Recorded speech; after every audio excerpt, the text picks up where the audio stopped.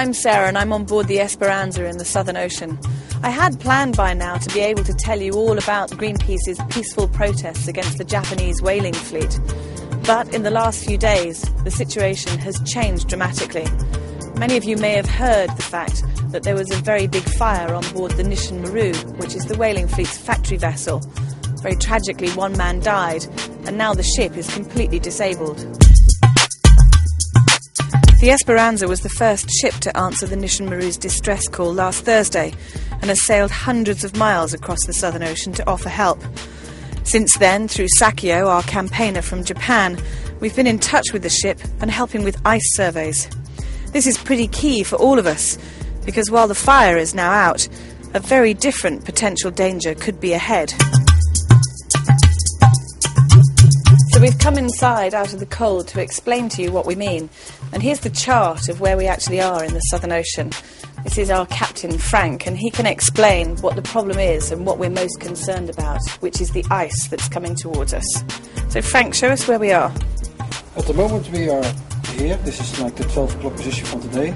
This is where we this is where the initial mayday went out from the Nishin Maru, so they have drifted north quite a bit, which is good. That means to open sea. But we've received this last ice map, and I sort of transferred this ice into this chart, and you can see there's quite a bit of ice all the way here, which is this one. And even though this is not the thickest ice or the most heaviest ice you can imagine, but there is still quite a lot of ice.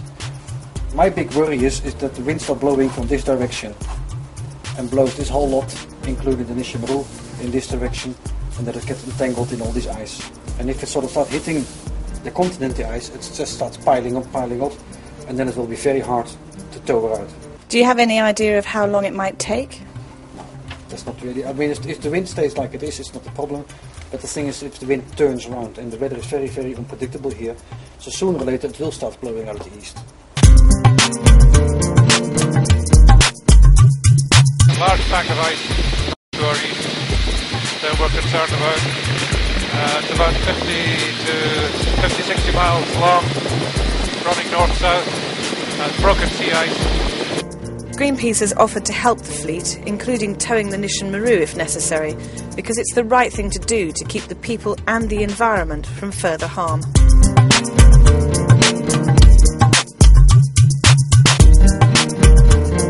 I've been working for Greenpeace in Alaska for just about a decade, and I have a decent amount of experience with oil spills in polar waters.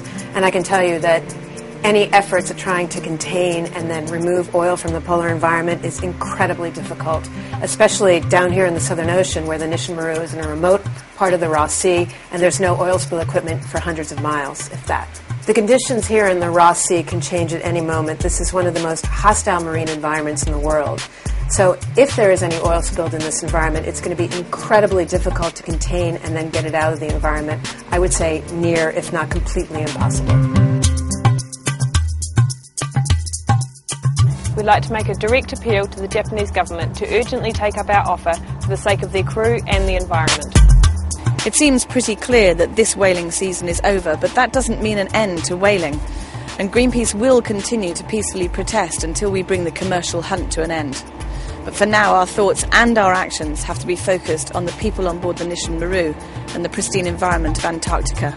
We hope you'll continue to support us.